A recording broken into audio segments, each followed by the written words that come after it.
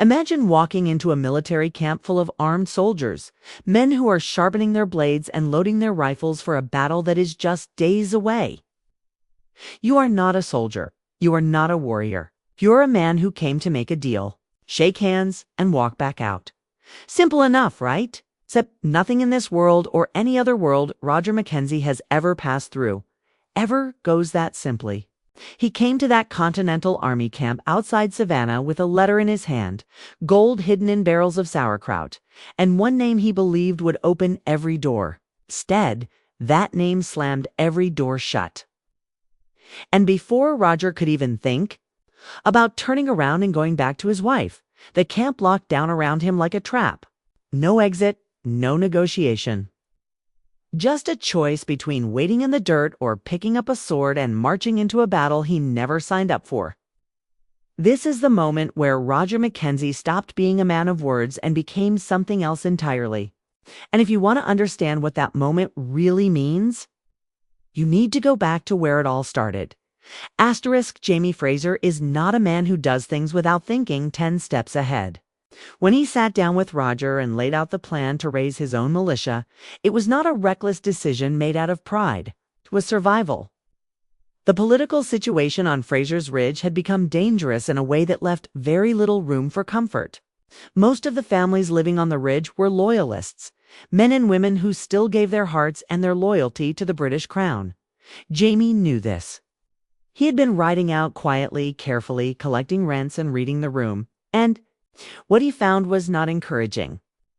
The Ardsmuir men, the ones who had suffered alongside Jamie in that cold prison and would follow him into fire if he asked, would fight.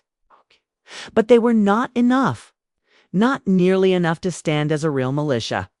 Jamie needed more men, more weapons, a plan that did not involve handing himself over to someone like Benjamin Cleveland and his Over-Mountain men. Joining Cleveland was not an option Jamie was willing to take. So instead, he turned to Roger. The plan that Jamie laid out was built around one key name, Lieutenant Colonel Francis Marion. Jamie had done his reading, most of it from a very unusual source, a book written by a man named Frank Randall that somehow contained details about a future. None of them were supposed to know yet. According to that book, Francis Marion would be with the Continental Army near Savannah. He was known as a man who had experience working with backcountry militias.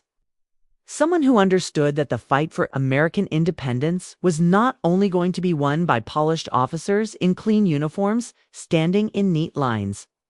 Marion knew the value of ordinary men who were willing to fight for something real.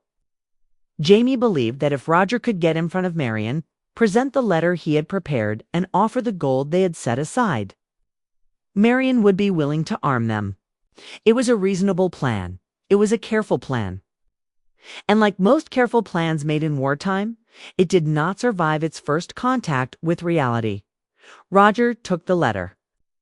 He and Brianna made their way to Savannah together, and the journey itself required a level of creativity that only a family like the Frasers could come up with. The Jacobite gold that was meant to pay for the weapons could not simply be carried out in the open. Someone might see it, someone might take it, and the whole mission would be over before it began. So they hid it. They packed the gold bars into the bottom of barrels filled with sauerkraut, that sharp, sour, pungent, fermented cabbage that most people would rather walk away from than dig through. It was a disguise built on the assumption that greed has its limits, and apparently the smell of sauerkraut is one of them. The gold made it to Savannah untouched. They stopped at Fergus and Marcelli's place, reunited with people they loved, shared a dram of whiskey, and tried for a few brief hours to feel like a normal family catching up in a warm room. But the warning that Fergus offered as Roger prepared to leave for the camp was not something Roger took as seriously as he perhaps should have. "Do not linger," Fergus told him. "A battle is coming." Roger smiled and said he would be back soon. There is something quietly terrifying about watching a plan fall apart, not because of a mistake, not because of bad timing, not because someone was careless, but because of a name. Just a name. 3. Words written on a piece of paper that a man had carried with confidence all the way from Fraser's Ridge to the edge of a military camp, crawling with armed soldiers and the heavy smell of gunpowder. Roger Mackenzie walked into that Continental Army camp outside Savannah, believing he held something valuable in his hands. He believed the name James Fraser would work like a key in a lock. He was wrong in a way that changed everything. The camp itself was not the kind of place that made a man feel comfortable. This was not a parade ground or a ceremonial gathering. This was a working military encampment preparing for real combat.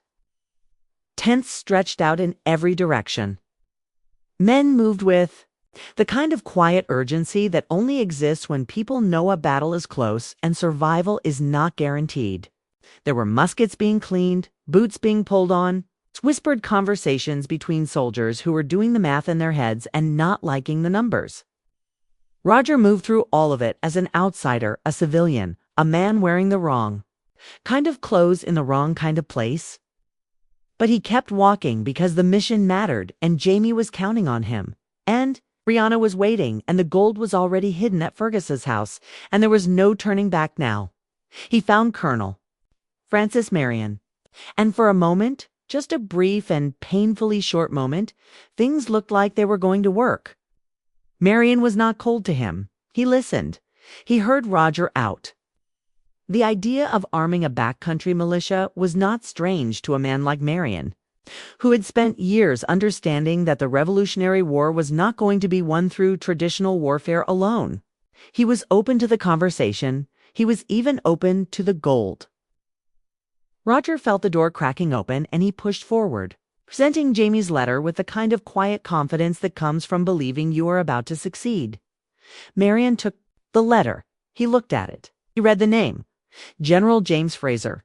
The temperature in that conversation dropped so fast it was almost physical. Marion's expression did not stay neutral.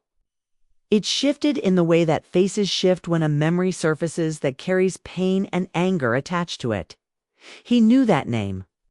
He knew exactly who James Fraser was, and more importantly, he knew what James Fraser had done in Marion's eyes, and in the eyes of the Continental Army that Marion represented.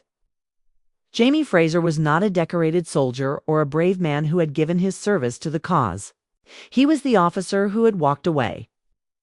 He was the man who, at the Battle of Monmouth, had left his post, had abandoned the men under his command to go to the side of his wounded wife, had resigned his commission in the most informal and disrespectful way imaginable, scrawling his name on the back of a corporal's body as if the entire institution of military service was nothing more than a piece of furniture. He was done with. Marion said it plainly and without softening it. Jamie had narrowly escaped a court-martial. He had come close enough to a hanging that the rope might as well have been measured. The Continental Army had given Jamie Fraser a chance, and Jamie Fraser had decided that chance was worth less than rushing to Claire's side.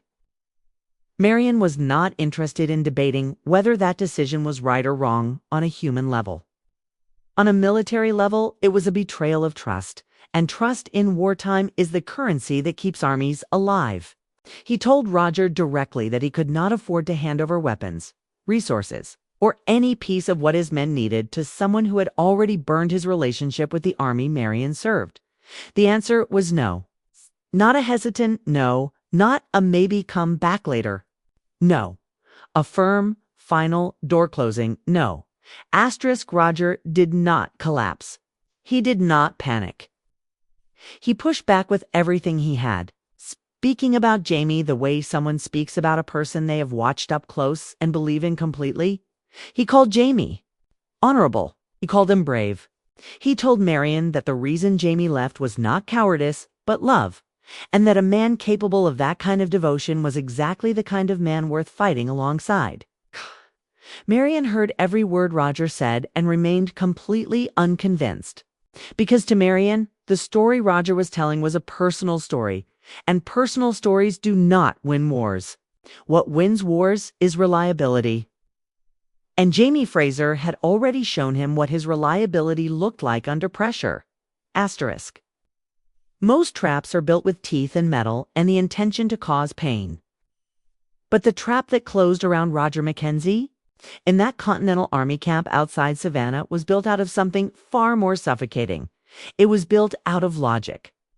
Marion was not being cruel. He was not punishing Roger for walking in with the wrong name on a letter. He was simply doing what a military commander does when a battle is days away and the lives of every man under his command depend on information staying exactly where it is supposed to stay. Inside the camp, away from British ears, away from redcoat messengers who might carry word to the enemy and turn a planned attack into a massacre. What looked like a trap to Roger was, from Marion's side of the conversation, nothing more than standard military procedure. And that made it so much worse, because you cannot argue with logic the way you can argue with cruelty. Cruelty has emotion in it. Logic just stands there with its arms folded and waits for you to run out of words. Roger ran out of words. Fairly quickly, when he turned to leave after Marion's refusal, he was not storming out in anger. He was simply a man who had received his answer and needed to go back to his wife. The deal had failed. The weapons were not coming. That was painful, but it was not the end of the world. Jamie would find another way. Jamie always found another way. Roger just needed to get out of the camp, get back to Savannah, find Brianna, and figure out what came next. That was the plan that existed in his head for approximately the amount of time it took Marion to stop him with a single sentence. "You are not leaving. Not today. Not until this is over." The assault on Savannah was coming, and it was coming fast. The Continental Army had been planning it with the kind of careful, grinding patience that military operations require, and they were. Not about to let that planning fall apart because of loose lips or early warnings reaching the wrong people. The British were inside Savannah. The Redcoats were dug in and defending a city that the Continental forces wanted back, and the only advantage Marion and his men had was the element of surprise. That advantage was worth more than gold. It was worth more than any number of muskets, ordeals, or backcountry militias. If even one person slipped out of camp and found their way to British ears before the attack began, men would die. Good men, Marion's men. And Marion was not willing to let that happen because one Scottish civilian with a failed letter wanted to go home to his wife. So the camp went into lockdown. Nobody in, nobody out. Every man inside those boundaries, soldier or visitor or passing, stranger, was staying put until the battle was fought and the outcome was decided. It did not matter that Roger was not a spy. It did not matter that he had no intention of going anywhere near British officers or passing information to anyone. Intent is invisible. Loyalty is invisible. Marion could not see inside Roger's heart, and even if he could, the rule was the rule, and it applied to everyone without exception. Roger found himself standing in the middle of a military camp with no way forward and no way back. Surrounded by men who were preparing to march into combat while he stood there in civilian clothes, with nothing in his hands. And the weight of a failed mission sitting heavy on his chest, this was not a moment Roger Mackenzie had ever trained for. He was a man of education, of music, of language. He had studied theology. He had stood in front of students and broken down ancient texts with patience and precision.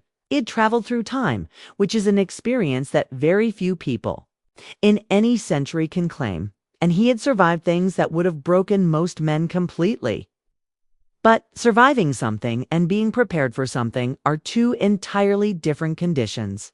Roger had survived. He had never prepared for standing inside a revolutionary war encampment days before a battle with no exit strategy and a colonel who was done having conversations with him.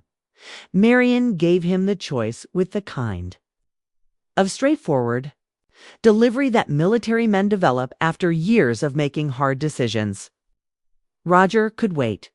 He could sit in the camp, stay out of the way, keep his mouth shut, and wait for the battle to pass and the lockdown to lift. That was option one. It was the safe option, technically. The option that kept him out of direct danger, that gave him A chance to still walk back to Brianna in one piece when everything was said and done. It was also the option of a man who had given up. And Roger Mackenzie, whatever else he was not a man who had given up. Option 2 was to fight.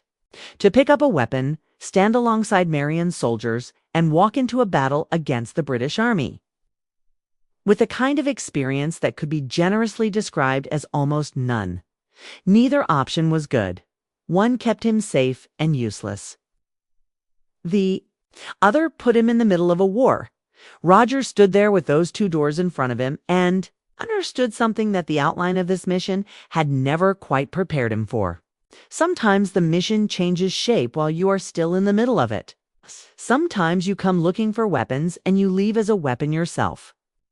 The question was never really which option Roger would choose. The question was always about what choosing would cost him, and whether the man standing in that camp in the autumn of 1779 was ready to pay that price. Asterisk. There is a particular kind of courage that nobody writes songs about. It is not the courage of a man who has trained his whole life for battle and walks into it with steady hands and a clear head. It is not the courage of someone who has never known fear and therefore mistakes their calm for bravery. The courage that nobody writes songs about is the kind that lives inside a man who is absolutely terrified, who knows exactly how bad this could get, who has every reason in the world to step back and choose the safer path, and who steps forward anyway. That is the courage Roger Mackenzie carried into that moment. Not the loud kind. Not the kind that makes other men stop and stare. The quiet kind. It's the kind that costs everything and asks for no applause in return. He did not take long to decide. And that itself says something important about who Roger had become by this point in his journey. The man who had traveled through the stones years ago, who had been beaten and broken and had his voice stolen from him in the most violent and personal way possible, who had rebuilt himself piece by piece through sheer determination and love, for a woman and a family that grounded him across centuries. That man did not stand in front of Marion's two choices and waver. He looked at both options the way a person looks at a locked door and an open window, and he chose the window. He told Marion he would fight. Marion's reaction was not dramatic. He did not make a speech. He did not suddenly change his opinion of Roger or of Jamie or of the entire situation that had brought this Scottish civilian into his camp uninvited. What he did was simpler and in its own way more meaningful. He respected the decision. A man who comes to a military camp without a weapon, without training, without any obligation whatsoever to put himself in harm's way, and then volunteers to stand alongside soldiers in a battle he stumbled into by accident, that is not something a commander like Marion could dismiss. It did not fix the problem of Jamie's reputation. It did not reopen the deal that had already been closed, but it changed something in the air between the two men. Something small and unspoken that mattered more than either of them said out loud. But Roger had one condition, and the condition he put forward in that moment is one of the most quietly perfect details in this entire season of Outlander. He told Marion he was no good with a rifle. He said it plainly, without embarrassment, without trying to dress it up as anything other than the truth. He was not a rifleman. He had not spent his life learning to load and fire and aim with the kind of speed and accuracy that battlefield survival required. Handing him a rifle would be handing him something he could not use well enough to matter. So instead of a rifle, Roger asked for a sword. Think about what that request actually means when you sit with it for a moment. A sword is a close-range weapon. A sword means you are not standing at a distance and hoping your aim is good enough. A sword means you are close enough to the person you are fighting to look them in the eye. It is the most personal and the most brutal form of combat that exists on a battlefield. And Roger Mackenzie, a man who by every measure of his background and his education and his life's work should have been standing in a library somewhere explaining Scottish history to a room full of students, chose it deliberately. Not because he had experience with it, not because he was confident it would keep him alive, but because it was the only honest option available to him. He could not pretend to be something he was not. He could only be exactly what he was, and ask for the tool that matched that truth. Marion did not laugh. He did not question it. He clapped Roger on the shoulder with the weight of a man who has seen enough of war to recognize something genuine when it stands in front of him. Was that? The conversation was over. The decision was made. Roger Mackenzie was going to battle. Not as a messenger, not as a negotiator, not as the son-in-law of Jamie Fraser carrying a letter full of someone else's reputation. As himself, a man with a sword and a reason to survive, and a wife in Savannah who did not yet know that the errand she had sent him on had turned into something neither of them had planned for. And that is the thread that pulls the heart completely out of this scene and holds it up to the light. Brianna was waiting. She was at Lord John's house, painting portraits, navigating complicated family reunions with William, managing the quiet tension of being in a city that was days away from becoming a battlefield. She was doing all of that while carrying in the back of her mind the quiet assumption that Roger would be back soon. He had said so himself. With any luck, I will see you both soon. He had told Fergus and Marsali as he walked away toward the camp. Those words must have felt so simple when he said them. They must have felt so easy and reasonable and almost certainly true.